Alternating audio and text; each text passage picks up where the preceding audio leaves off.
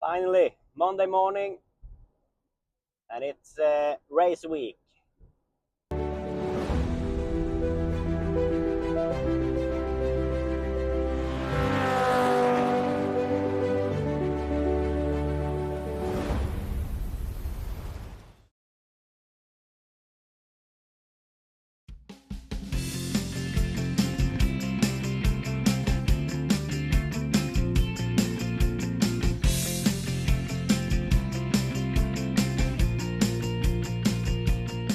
Now we are in Söderhamn.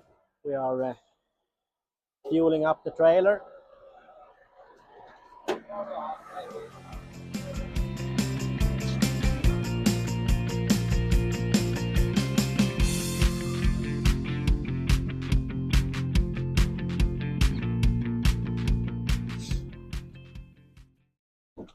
So that's it.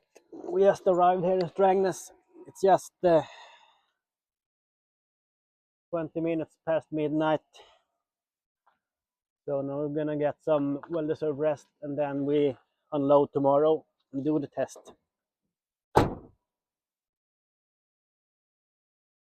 So the engine is started, heated up. Need to check the few last things: air pressure, wheels.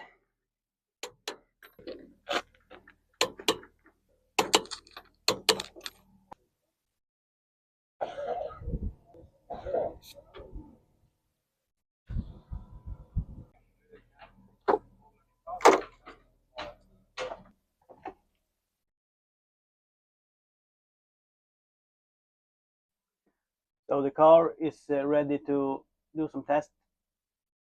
As you can see, I'm missing the front end, the front spoiler, the front splitter. We had to take that away to be able to fit the car in the trailer. I will, do some computer work with the engine ECU. Check so the fuel pressure issue that we had at home is good. So yeah, suit up and do some laps.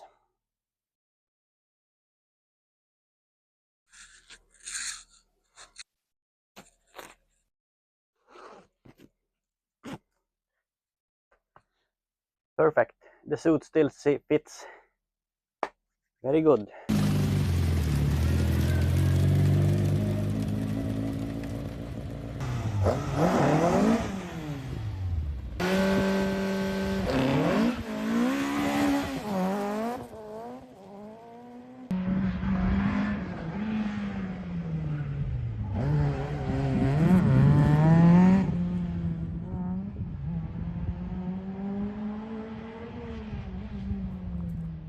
Yeah, so that's how it looks. Up here is the total time. Down here is two fields where you can choose what you want to see. Up here I got RPM, throttle position, lambda value, barometric pressure outside. Here I have which gear I'm in, get battery voltage, intake air temp. And what I'm looking for right now, maybe I will show you this first. When I did the small shakedown, you can see the fuel pressure. Yes, you see here I got RPM.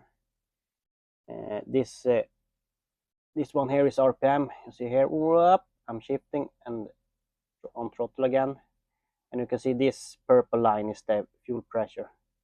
And when I did accelerate, the fuel pressure went down, came up again, and when I accelerate again, it went down. So that's not good. It should be pretty flat all the way. On the new one, how it's looking,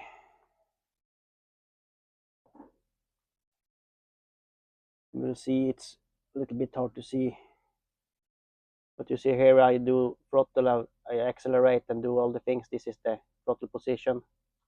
RPM is here. And you see this white line here is the fuel pressure. And it's flat, even, good fuel pressure all along. 4 bars I run. Yes, and then I usually just check, this is the lambda, the fuel air to air mixture ratio in the engine.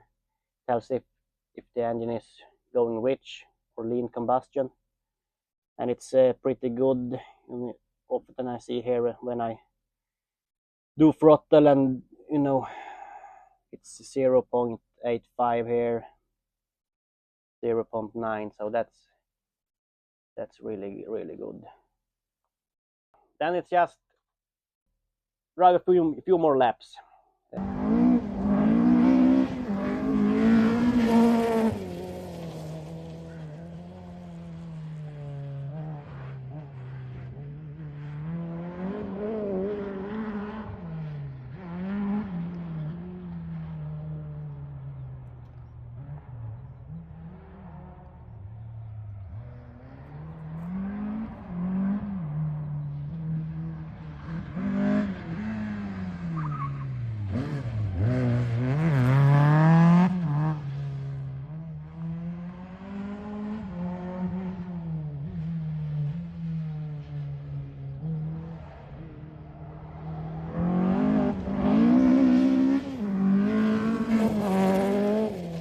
Testing is done here in Strängnäs.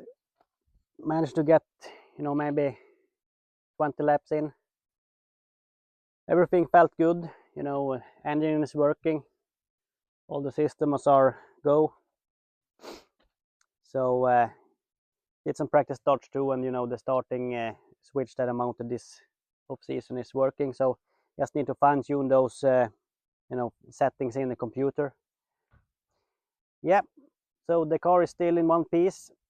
Just need to let it cool down a bit, and then we'll load up the trailer once more and keep on rolling down to Euro circuit.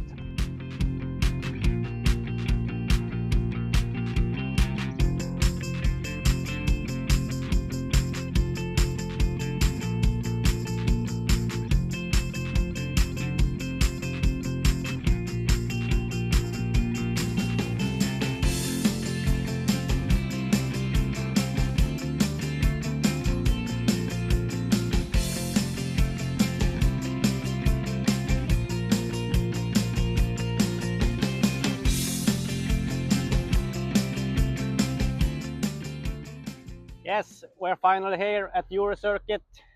Nice weather. We will park it on our location and set up the awning right away, so we can, park the cars and start to do the last few things on those. So to access the track, you go right past the first corner. That is this, and the paddock is inside the track, just like in Germany. And you see here some fellow Swedes have been racing here in the past. Per Eklund corner. Don't really know why it's called that, but I think he had great speed here. I would bet on that.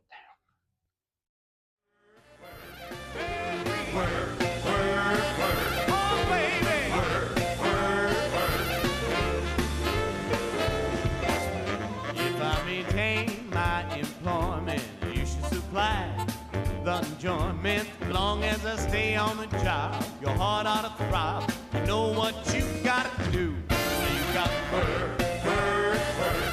Every word, word, word. Oh, baby. Work, work, work. Come on, work, baby.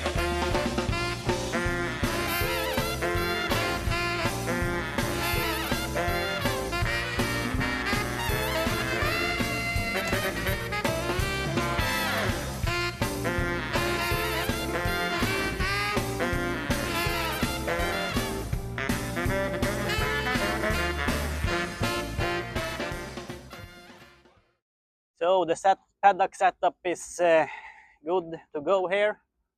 We got Adam Öhman's FC2 car. I have my big Merc here. Everything is done here. We got some stickers that are mandatory to have. We've made some arrows for the towing front window sticker. This one. We got some sponsors here. Gonna jack it down and then go to scrutineering. First, we will do a sound check. And then we go to scrutineering where they check, safety things, personal safety gear. So all that is good to go. And they check, brake light, rear light, mostly safety concern bits. So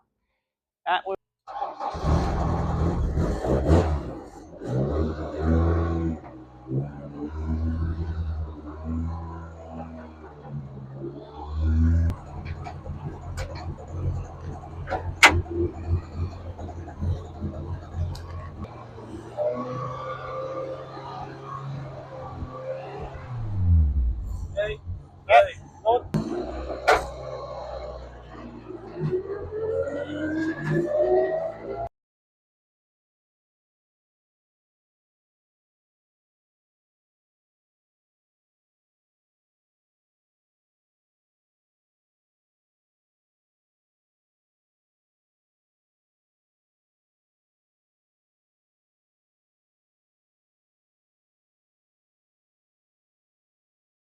yes, I will do a little track walk session. Show you guys a little bit what I'm thinking about when I do the track walk. This in this corner, it's penalty markers. If you hit this, you get the time penalty. So you need to stay away from those. I always have that problem with these tracks with walls on the inside where you can't see through the corner. But turn in as late as possible to rotate the car early to get a straight car. You can put the throttle pedal down and accelerate as long as you can down the straightaway here. And here you have to watch out on the left side because you have a really deep gravel trap. If you put out a wheel of the tarmac, you lose some time directly, and other cars will come jumping on the inside here coming into this corner. I took down the speed pretty much last year and wanted to drive here on the inside to not allow anyone to jump on my inside down in the hairpin down there. But I saw like the local guys, they were just full throttle, big slide all the way down there on the outside there, and I was driving here. So maybe we have some time to find here too. We will see. We will try a few things on practice, of course. And this is the hairpin. Rotate the car early to get as I always try to do, straight car. Maybe already right here. Get the car turned and so we can put the throttle down and accelerate.